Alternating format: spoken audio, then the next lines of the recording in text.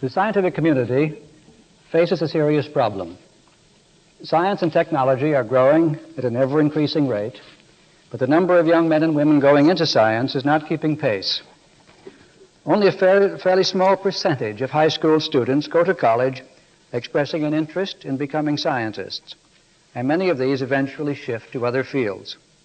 There is already an acute shortage, which could prove disastrous, not only for science itself, but for a way of life which becomes more and more dependent on science as the years pass. The possible explanation is that the life of the scientist has lost some of its glamour. It may offer less chance for individual achievement, and its exciting moments may be reserved only for those who have had a very extensive preparation. Even so, the main fault must lie with education. Good teaching should give an accurate account of what science is and does, of what a single scientist may contribute to the world, and of the genuine excitement of those who enjoy science for what it is, the great art of the 20th century. Above all, education should recruit the scientists of the future, finding the right people, giving them the knowledge and skills they need, and providing the satisfactions which will make them creative and dedicated men and women. Only if it does so can we hope to find those who will practice science in our universities and in industrial and governmental laboratories, and who will teach science in our schools and colleges to keep the enterprise going. And only effective teaching will create that large pool from which, in each generation, a few great scientists are drawn. The problem has not gone unnoticed. For the past 10 or 15 years, education as a whole has been sharply criticized, and many constructive suggestions have been made. We are all familiar with proposed remedies. Education needs support, and support means money, and the money is to be used in a variety of ways. We need more and better schools. We need to recruit and hold better teachers, selecting them through better systems of qualification and making them more competent in the fields in which they teach. We need to give all qualified students a chance, selecting them impartially, supporting them financially, and removing social and racial barriers. We need more and better capital equipment, texts, workbooks, films, and audiovisual devices, including teaching machines and television. We need to change our curricula, making a sensible selection among the things to be taught and bringing what is taught up to date. High school science teaching has been singled out for special efforts, and there is no doubt that important steps have been taken. But there is not yet any great change.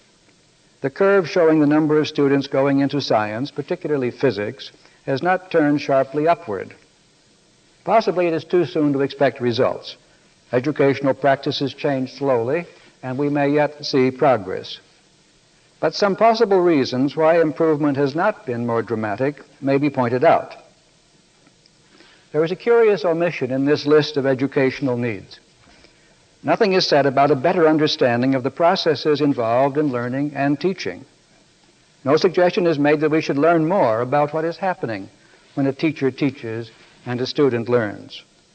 On the contrary, the issue is avoided in almost all current proposals for the improvement of education. Pedagogy is a dirty word, and courses in method are discounted, if not ridiculed. This is a serious mistake. As science itself has so abundantly demonstrated, the power of any technology depends upon an understanding of its basic processes. We cannot really improve teaching until we know what it is. The most casual attitude toward a better understanding of instruction is evident at all levels. You will not find anything like a medical school, a law school, or a business school for those who want to be college teachers. No professional training is felt to be necessary. Preparation for grade and high school teaching is scarcely more explicit. Schools of education no longer actively promote pedagogy or method as formalized practice. Instead, the beginning teacher serves an apprenticeship. He watches other teachers and learns to behave as they behave, and eventually he may profit from his own classroom experience. In the long run, high school teachers, like college teachers, teach as they themselves have been taught, as they have seen others teach, or as experience dictates. What is learned from classroom experience is perhaps likely to be more useful than formalized rules and prescriptions. But the classroom is nevertheless not an ideal source of educational wisdom. On the contrary, it may be seriously misleading. Francis Bacon once formulated his famous idols, the false notions or fallacies which led to bad thinking. I have suggested that we should add another to his list, the idols of the school. The idol or fallacy of the good teacher is the belief that what a good teacher can do, any teacher can do. Some people are socially skillful. They are good judges of character, get along well with people. They make good teachers. The trouble is, we do not know why. Like the old-time doctor, they practice an art which has not been analyzed and can seldom be communicated. In the hands of a good teacher, a new text, a new set of materials, or a new method may be dramatically successful, but it does not follow that it will be successful in the hands of teachers at large. The complementary fallacy of the good student is the belief that what a good student can learn, any student can learn. Some students are highly intelligent and well motivated. They know how to study, and they learn without being taught or even when taught by a bad teacher. But a text, a set of materials, or a method which works well with them will not necessarily be a success with all students. For many years, educational journals, school bulletins, and the popular media have reported examples of effective teaching. They have portrayed lively classes in which teachers and students work together in harmony, and the students obviously learn a great deal. Everyone is pleased. The teachers take satisfaction in what they are doing, the students enjoy themselves and are making progress, and administrators and parents are delighted. But is it not time to ask why these examples are not more widely copied? Why, by this time, is not all teaching equally pleasant and profitable? The answer is probably to be found in the idols of the school. We are looking at good teachers or good students or both, but not at practices which have been analyzed or can be communicated. We cannot improve education to any great extent simply by finding more good teachers and more good students. We need to find practices which permit all teachers to teach well and under which all students learn as efficiently as their talents permit. The first step is to recognize how misleading classroom experience is as a source of educational wisdom. Its outstanding defect is that the teacher seldom sees the effects of what he does. The significant results of teaching lie in that distant future in which students make use of what they have learned. And it is a future usually closed to the teacher. He knows nothing of what happens to most of his students. He is influenced instead only by short-term results. And many of these not only contribute nothing to long-term gains, but may actually conflict with them. The excited classroom is a good example. No teacher enjoys students who are disorganized, inattentive, lethargic, or resentful. But students may be lively and attentive in ways which have little to do with what or how much they are learning. In a familiar classroom practice, the teacher asks questions and the students answer.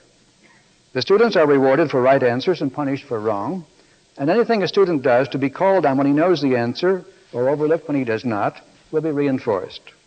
The teacher is reinforced either by right answers if they show that he has been teaching successfully, or by wrong if he must control the class through a threat of punishment. And anything he may do to get a right answer when he wants a right answer, or a wrong one when he wants a wrong, will be reinforced. These are the essential conditions for a complex game in which teacher and students attempt to outguess each other. The student who knows an answer waves his hand, and the teacher who wants a right answer calls on him, but calls on someone else if he wants a wrong answer. And the student who does not know the answer then raises his hand to avoid being called on, and the student who knows the answer keeps his hand down, hoping to get a chance. The class is excited, the teacher is in control, and everyone may be having a good time. But the game is quite unrelated to the subject being taught. It's the same for all subjects, and its educational value may be questioned. It may induce some students to engage in more profitable activities, but it is not characteristic of thoughtful discussion or study, and its long-term effects may be negligible or even harmful.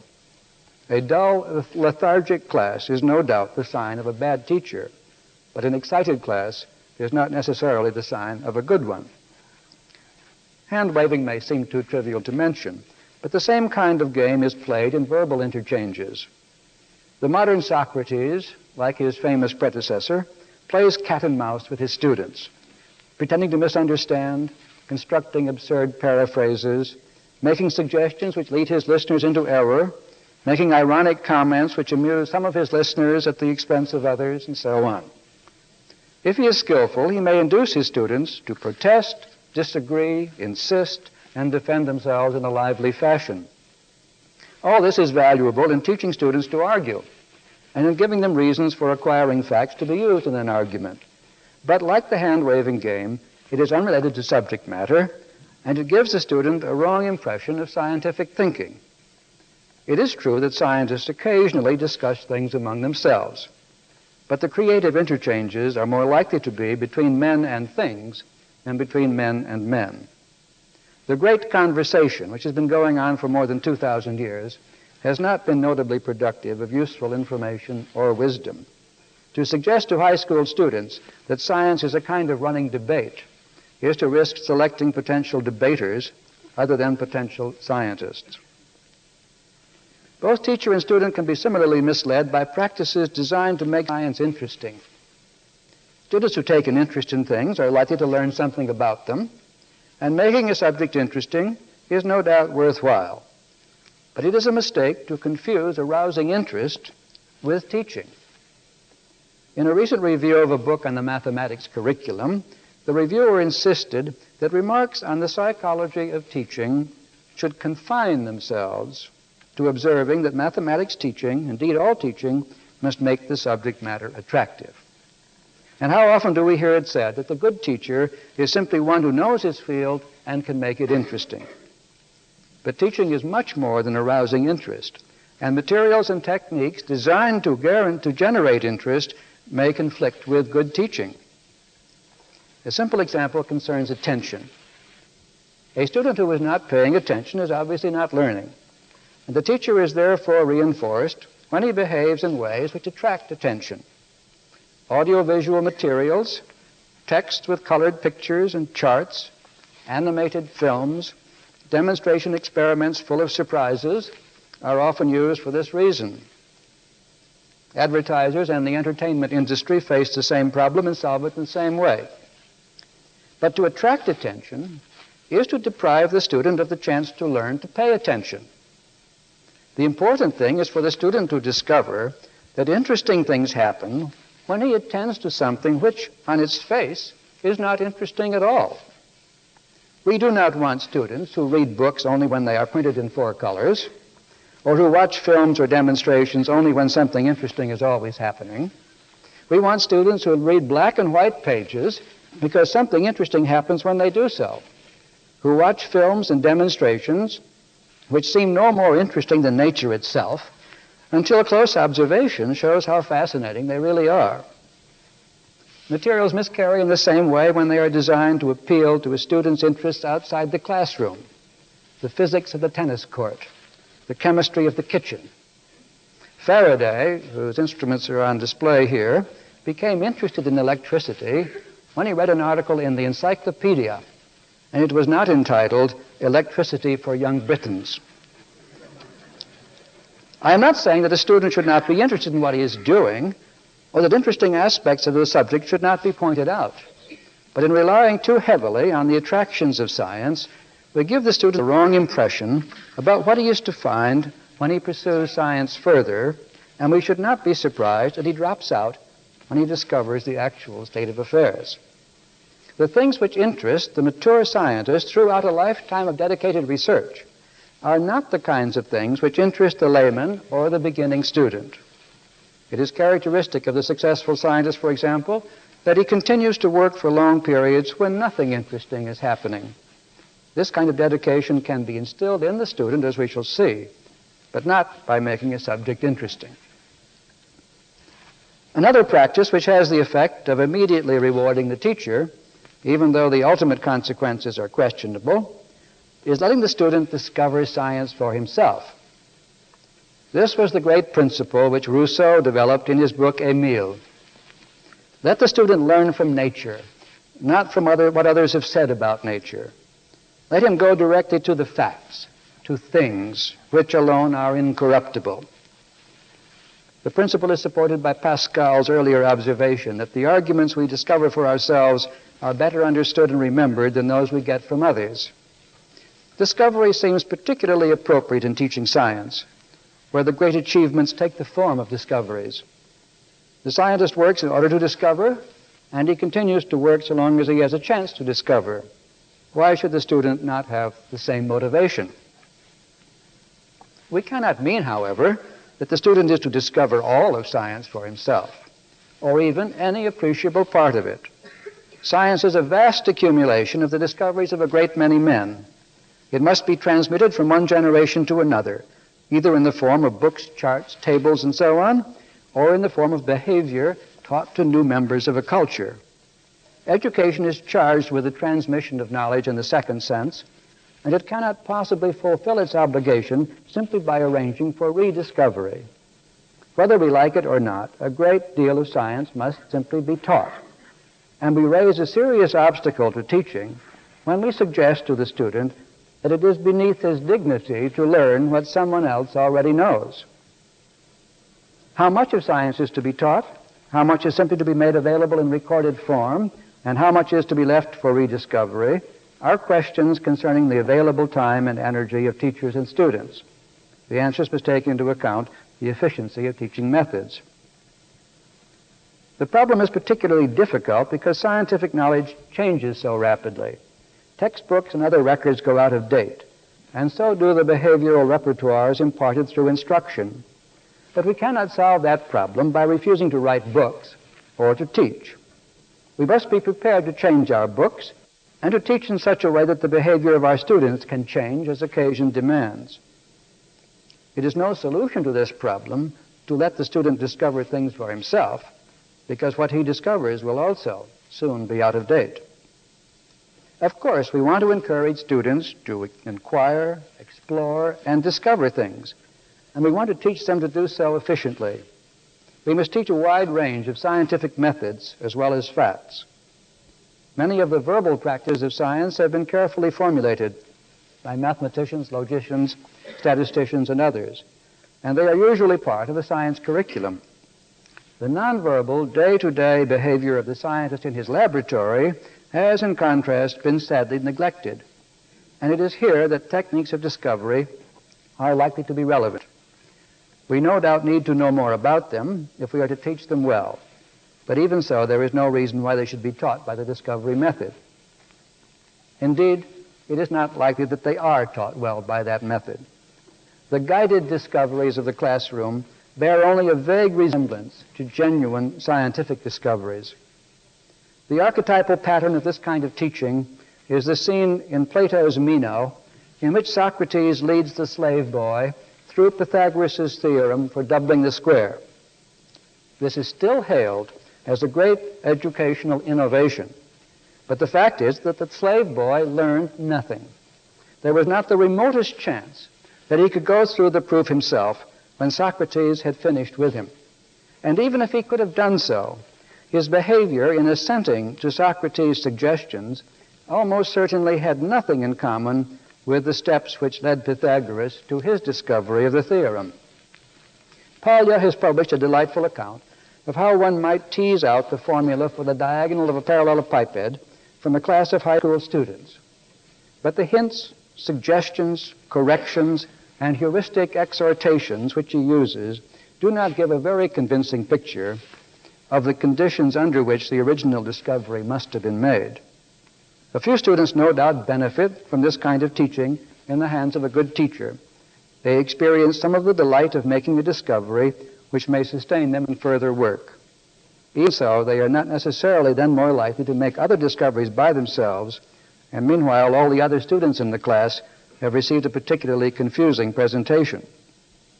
Although the moment of discovery is important in the life of a scientist and may explain his dedication, it is necessarily a rare event and cannot explain the quality or nature of most of his behavior.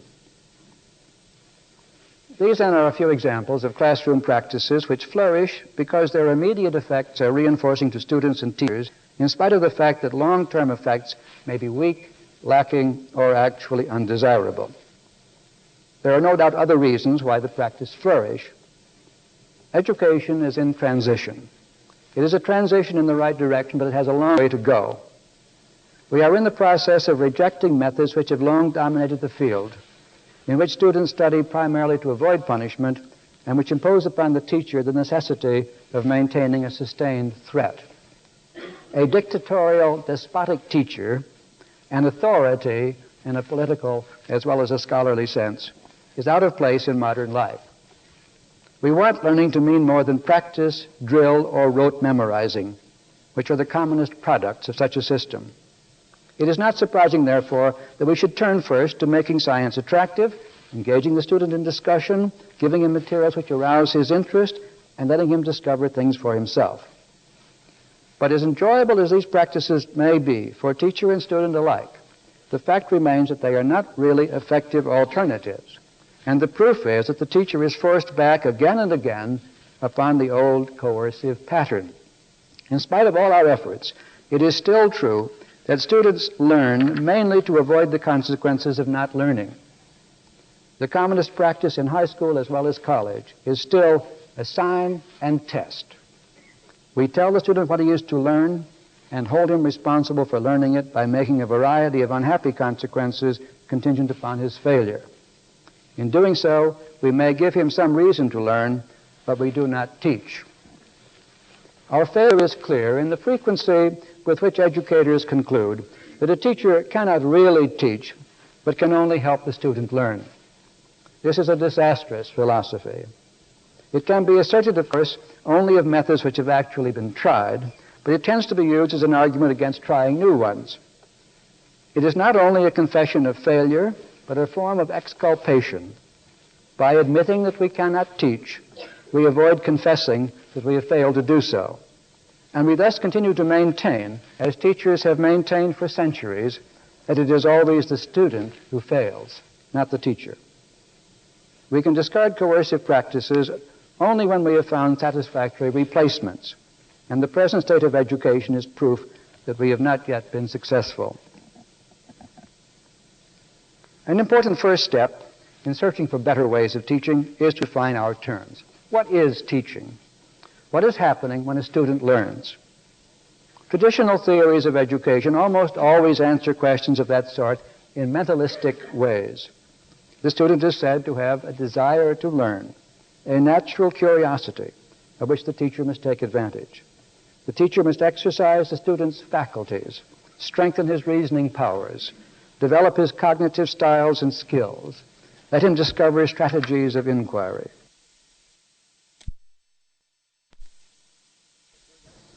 The student must acquire concepts, come to see relations, and have ideas. He must take in and store information in such a form that it can be quickly retrieved when needed. Statements of educational policy are replete with expressions of that sort. It would be a mistake to underestimate their power, for they are supported by ancient systems of psychology embedded in our language and by vestigial cognitive theories. It is therefore hard to realize that they are either metaphors, which inadequately represent the changes taking place in the student's behavior, or explanatory fictions which really explain nothing. Their most serious shortcoming is that they do not tell the teacher what to do in order to bring about changes in his students, or give him any satisfactory way of knowing whether he has done so. If these are indeed the tasks of the teacher, we must agree that he cannot really teach. It is even doubtful whether he can help the student learn. A much more promising approach is to look at the student's behavior, the behavior from which mentalistic states and processes are inferred and which they so inadequately describe and explain. The basic question in its crudest form is this: what do we want the student to do as the result of having been taught?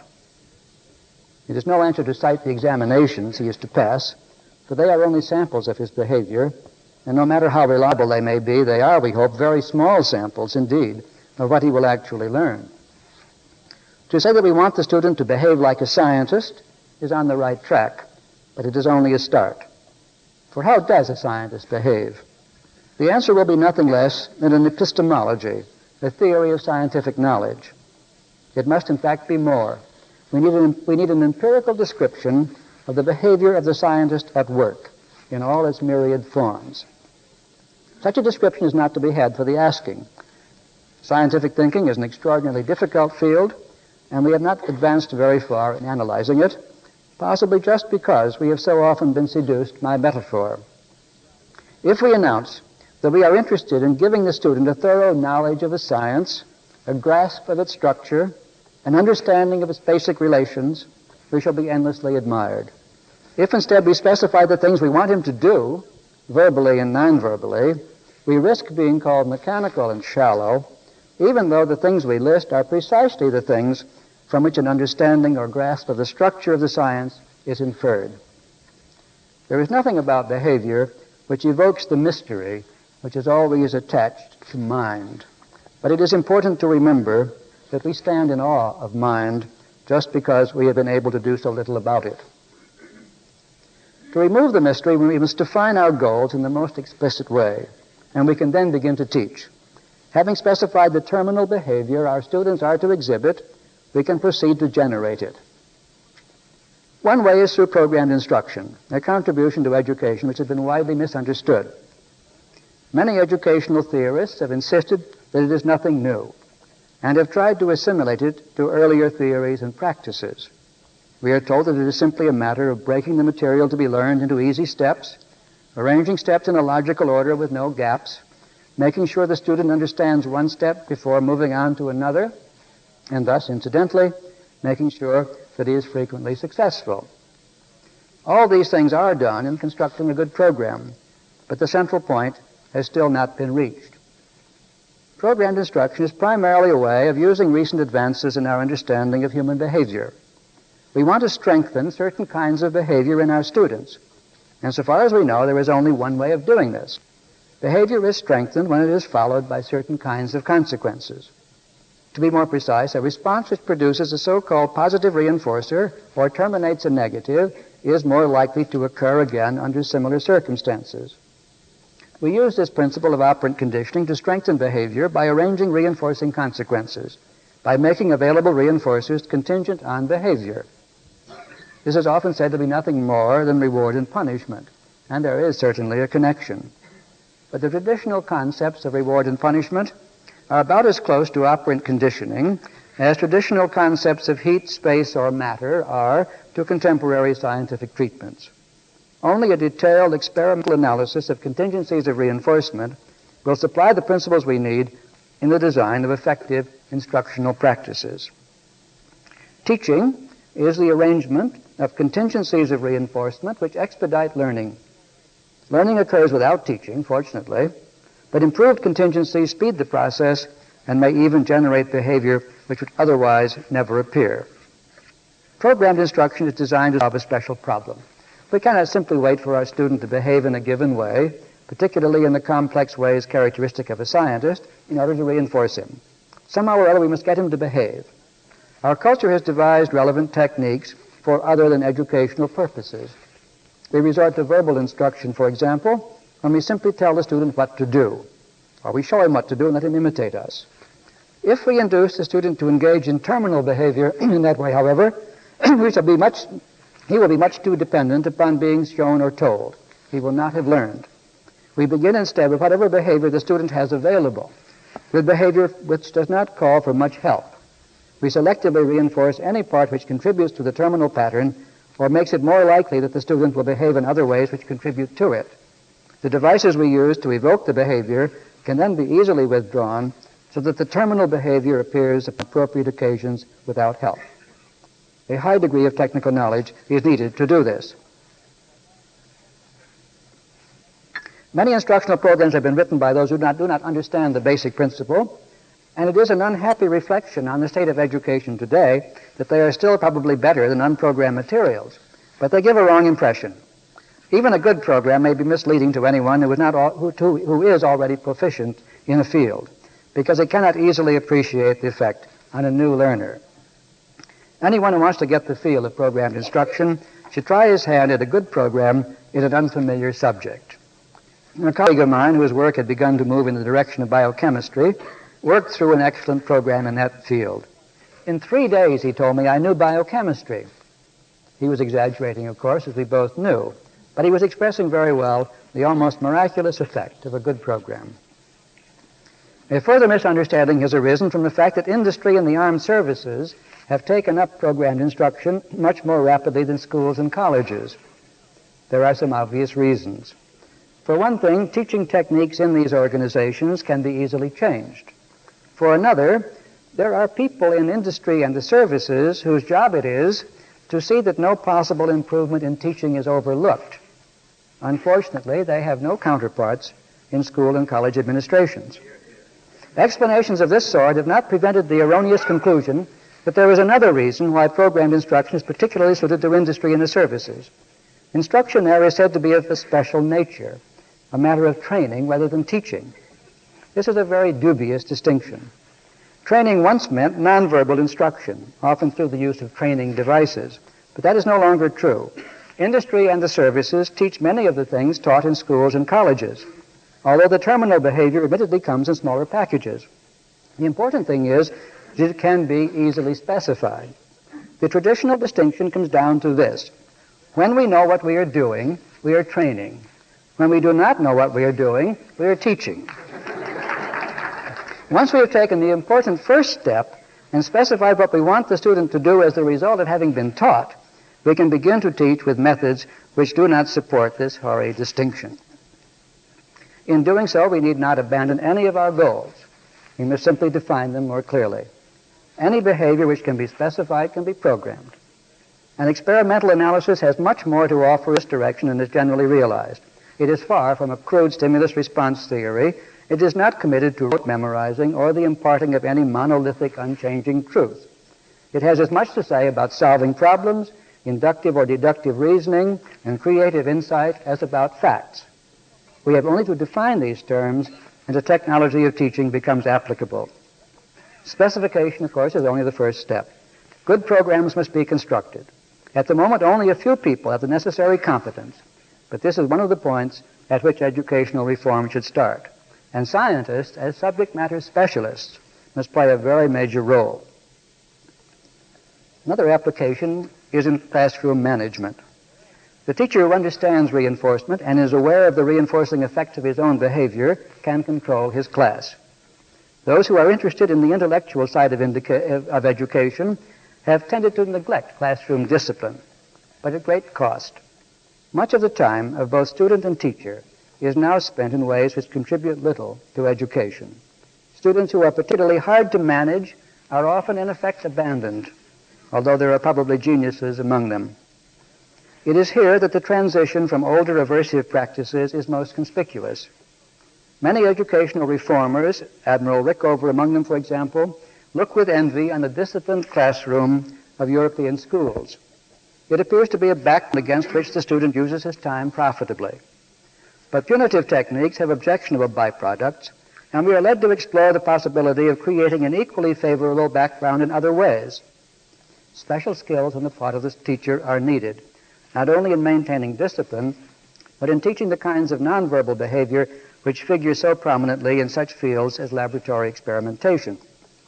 It is a particularly difficult problem because we must compete with other contingencies in the student's daily life, involving sex, aggression, competition, and so on. Too often, the good student is simply one who is unsuccessful in other ways. He responds to our instructional contingencies only because he has not come under the control of others. The result, of course, is poor selection. We need to recruit scientists from those who could be successful in any walk of life. To do so, we must take the design of classroom behavior seriously. Effective instructional contingencies in the classroom are more difficult to arrange than those in programs. Curiously enough, the nature of the enterprise is clearest with respect to a more difficult kind of student. Institutions for the care of autistic or retarded children and training schools for juvenile delinquents have begun to make effective use of operant conditioning. Because of either their heredity or their early environments, certain people do not respond well to normal contingencies of reinforcement. A special environment must be constructed. Lindsley has called it a prosthetic environment. Eyeglasses and hearing aids are prosthetic devices which compensate for defective sense organs, as crutches and artificial limbs compensate for defective organs of response. A prosthetic environment compensates for a defective sensitivity to contingencies of reinforcement. In such an environment, reinforcers are clarified. Many institutions reinforce students with tokens, exchangeable for other reinforcers such as sweets or privileges, which can be made contingent on behavior in conspicuous ways. Many of these defective people will always require a prosthetic environment, but others can be brought under the control of the reinforcers in daily life, such as personal approval or the successful manipulation of the physical environment, and they can thus be prepared for life outside an institution. Contrived reinforcers intended to have a similar effect are by no means new in education. Marks, grades, diplomas, honors, and prizes, not to mention the teacher's personal approval, are seldom the natural consequences of the student's behavior. They are used on the assumption that natural consequences will not induce the student to learn. Several objections may be leveled against them. In the first place, as conditioned reinforcers, they are likely to lose their power. This is even true of personal reinforcers if they are not genuine. When our telephone says to us, "I am sorry, the number you have reached is not in service at this time," we may respond at first to the "I'm sorry," as if it were spoken, say, by a friend. Eventually, we stop to ask, who is sorry? And we look forward to the day when machines will be permitted to behave like machines. The computers used in computer-aided instruction are particularly likely to get personal in this way. They call a young student by name and type out exclamations of delight at his progress. But the natural consequences which made these expressions reinforcing in the first place are not forthcoming, and the effects extinguish. What is not so obvious is that personal approval may be equally spurious. George Bernard Shaw is responsible for a principle which might be stated this way: never strike a child except in anger. And a complementary principle in the classroom is this: never admire a student except when he is behaving admirably, for contrived admiration is self-defeating. But the objection to grades, prizes, and synthetic personal approval is not that they are contrived, but that the contingencies in which they are used are bad. An experimental analysis is most valuable at just this point. To bring a class under control, the teacher must begin by making available reinforcers explicitly contingent on the desired behavior. Some students may need contingencies as conspicuous as tokens or points exchangeable for goods or privileges. Money is a token reinforcement which should not be ruled out of account. It could solve the high school dropout problem if the contingencies were right. But once a classroom has been brought under control, the teacher must move to more subtle contingencies and eventually to those inherent in the everyday physical and social environment of the student. Techniques of reinforcement are now available which can replace the aversive techniques which have dominated education for thousands of years. We can have students who pay attention not because they are afraid of the consequences if they do not, or because they are attracted by fascinating, if often meretricious features, but because paying attention has proved to be worthwhile. We can have students who are interested in their work, not because work has been chosen which is interesting, or because its relation to interesting things has been stressed, but because the complex behavior we call taking an interest has been abundantly reinforced. We can have students who learn, not because they will be punished for not learning, but because they have begun to feel the natural advantage of knowledge over ignorance. We can have students who will continue to behave effectively after instruction has ceased, because the contingencies which have been used by their teachers find counterparts in daily life. Above all, we can have dedicated students who will become dedicated men and women. Many interesting aspects of human behavior, often attributed to something called motivation, are the results of various schedules of reinforcement, to which almost no attention has been given in educational theory. A common criticism of programmed instruction, for example, is that frequent reinforcement leaves the student unprepared for a world in which reinforcers may be scarce. And this would be true if the possibility were neglected. But programming techniques are available which permit us to sustain the behavior of the student even when reinforcers are very rare indeed. One of the most powerful schedules, the so-called variable ratio schedule, is characteristic of all gambling systems. The gambler cannot be sure the next play will win, but a certain mean ratio of wins to plays is maintained by the system. A high ratio will not take control if it is encountered without preparation, because the behavior will extinguish during a long run. But a low ratio will be effective and can be stretched as the behavior changes. This is the way a dishonest gambler hooks his victim. At first, the victim is permitted to win fairly often, but as the probability that he will continue to play increases, the ratio is increased. Eventually, he continues to play when he is not winning at all. The power of the schedule is most obvious when it produces a pathological gambler. But pigeons, rats, monkeys, and other lowly organisms have become pathological gamblers on the same schedule. And so have scientists. The prospector, the explorer, the investigator, the experimenter all meet with success on a variable ratio schedule. The dedicated scientist continues to work even though the ratio of responses to reinforcements is very high. But he would not have become a dedicated scientist if he had started at that ratio. It would not be correct to say that we can always arrange a program which starts with frequent success and leads inevitably to a high ratio, but at least we know the kind of schedule needed. And in any case, the extraordinary effects of scheduled reinforcement should not be overlooked. In designing a laboratory course, for example, if we keep an eye on the students' successes, and particularly on the way in which they are spaced, we are more likely to produce a student who not only knows how to conduct experiments, but shows an uncontrollable enthusiasm for doing so. The new materials which have been made available for teaching science in high school are genuinely exciting. But classroom practice has not really changed very much. The forces which make practices traditional make them easy to teach. The relations between students and teachers they demand are familiar and arouse no anxiety. The practices can be justified to parents, policymakers, supporters of education, and students themselves. They call for no extensive changes in administration. And of course, they have their occasional successes, particularly with good students or in the hands of good teachers. All this favors the status quo. The change which is needed must overcome many handicaps. Much more is known about the basic processes of learning and teaching than is generally realized, but we need to know more. What is known has not yet been put to use very effectively. The design and construction of methods and materials is a difficult enterprise which demands a kind of specialist who is at the moment in short supply. New practices need to be thoroughly tested. And when at last we have devised more effective methods, we must convince others that they should be used. Extensive administrative changes must be made. The changes required simply to permit the individual student to progress at his own rate are prodigious. Teachers need to be retrained. A common complaint when these new materials do not work is that the teachers are incompetent. This is not only unfair, it shows a failure to recognize another point at which the improvement of teaching might begin. Materials are good only if they can be used by available teachers.